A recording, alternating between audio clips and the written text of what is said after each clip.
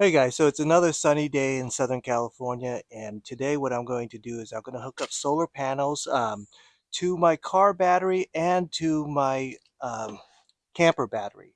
I'm going to use one solar panel to charge both those batteries.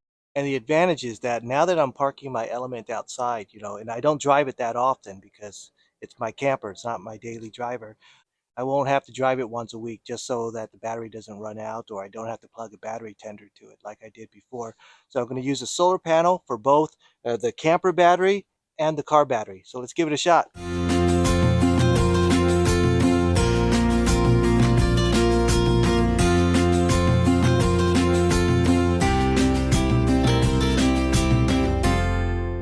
So the good news is I already have my previous solar panels pre-wired. So when I hook up this solar panel right here, it's going to be nice and easy. This is a Bdrm flexible solar panel. So let's take a look at it. All right, so this is what it looks like. It's this newer flexible solar panel type, and you can see it's flexible and it's not too thick at all. So we're going to install this on the top, and this is a 200-watt model. So 200 watts, it should have plenty of power to charge up both my car battery and my camper battery.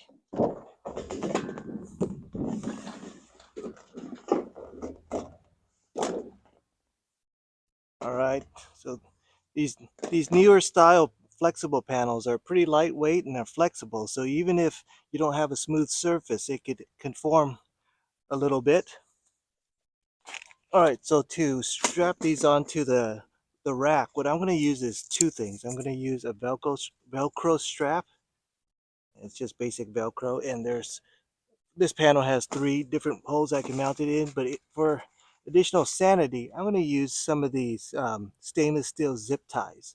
They're different than the metal from the plastic ones because plastic can get brittle. But this metal one should give me a little bit of extra security, and I could check on it every now and then. So I got the Velcro ties in. You could see it. You could see it over here, the straps. I got them on both sides, so they look pretty good. They're pretty secure, and when it doesn't move too much when I shake it around or anything like that. So up next, I got to put on some sanity and put on these stainless steel ties. What I did was I wrapped it on the outside of the Velcro strap itself. So I'm going to do the same for all of them. So I got all the stainless steel ties in to give it some extra security, and it won't rust because it's stainless steel and it's not brittle like past plastic. So up next, I got to do the wiring back there. As I mentioned before, the wiring is easy because I had already pre-wired it. So all I have to do is basically connect these solar connectors together and it's all good. Something a little bit different than I did in the previous ones is that I put all the wires underneath the panel instead of on the side.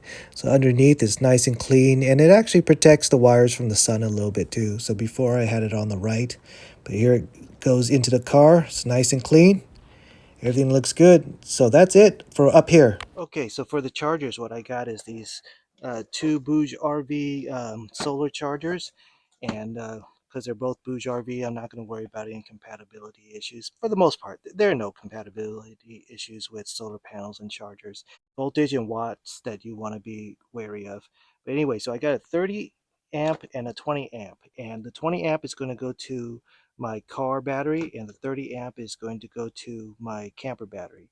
And the camper battery, I do want a faster charge. That's why I got the 30 amp, and I got 20 amp for really what all I need is a trickle charger for the car battery.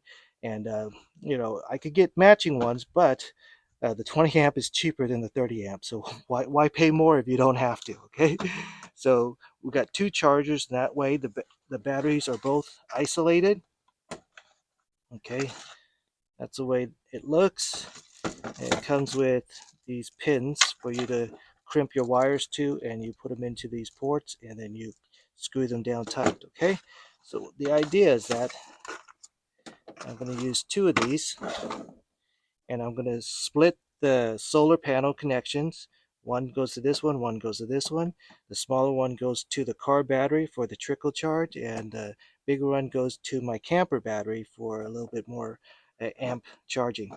little bit faster charging because that's the one I'm going to use more. And that way, both batteries are isolated. This one's going to be set to lead acid, and this one's going to be set to lithium iron phosphate. So that way, batteries don't fight with each other. It's not good to connect two batteries together that don't match perfectly because they will fight each other. Okay, so here's the way it comes into my car from the solar panels, and it's this XT60 cable. So I'm going to use an XT60 splitter to split to the two things. So this is a female, so I got to go into a male. And now, real quick and easy, I got two wires. But I'm not going to connect this right now because this is a live wire and I don't want to be doing stuff with the live wire. So I'm going to start modifying these cables to connect to my chargers. Okay, so I don't need these ports because I'm going to need to connect it to that. So I'm going to cut this.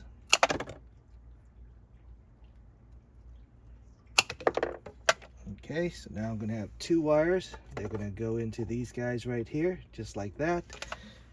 And remember, we got these terminals that came with the kit with the solar chargers, and we're going to use these terminals.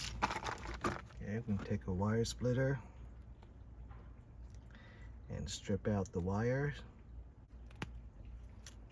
There you go. Okay, we'll do that for all of them.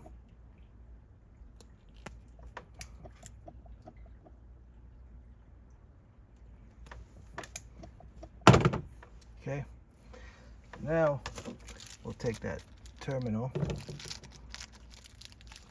Don't mess up your wires. So what we'll do is we're going to crimp this thing on.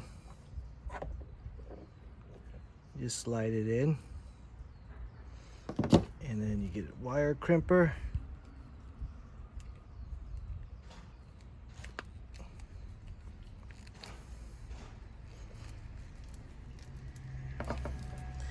And you crimp it in, all right?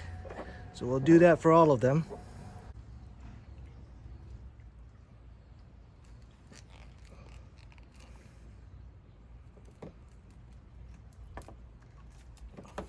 Okay, so I got all four of them done.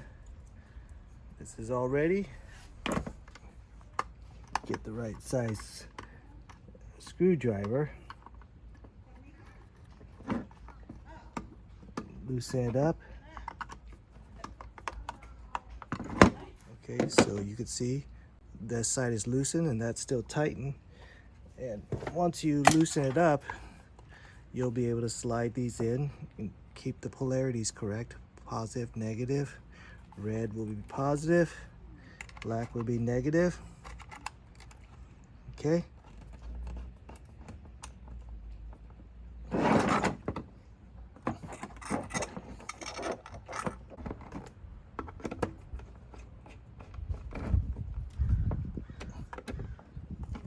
Okay.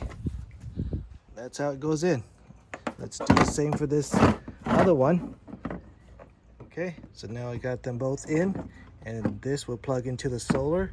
You can see it's on that solar panel icon. And next I need to connect the load. This smaller load goes to the car battery, and this bigger one goes to my camper battery in there. All right, so in here, I already have an XT60 cable, XT90 cable that goes to the car battery. And I'm just gonna connect it to this. And this one, ooh, I shouldn't have been so loose with that because these wires are live. So this is a protected thing, but once I connected to here, these things could have touched. So good thing they didn't, but I'm going to connect this to the charger. All right, so I got those terminals in, so same thing. Make sure your positive is with the positive and the negative is with the negative.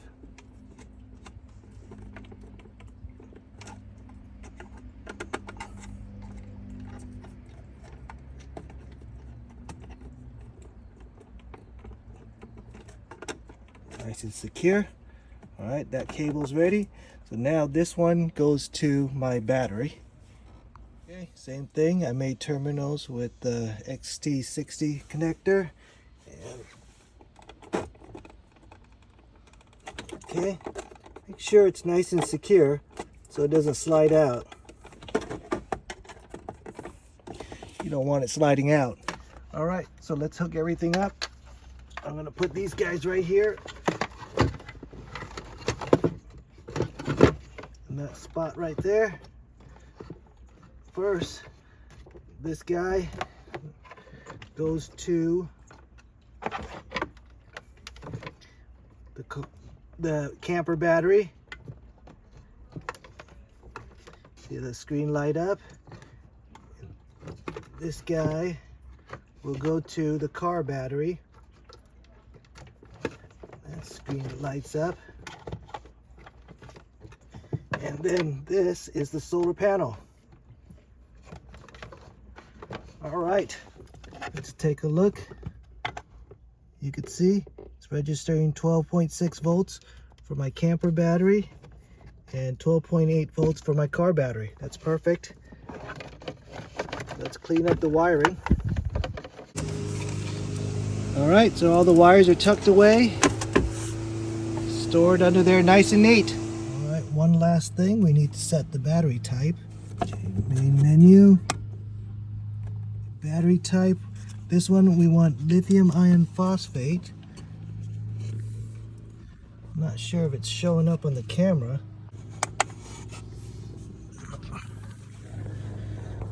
All right, when the screen is bright, you guys can't see it, but I set it up to the lithium iron phosphate battery. It's EP5, and for this one I'm going to set to lead acid, and then that's it. We're done. All right, so now that the screen is off the bright mode, you can see it's on lithium iron phosphate. You can see that little battery symbol right there, LFP, and this one is for the lead acid sealed battery. You can see the SEL.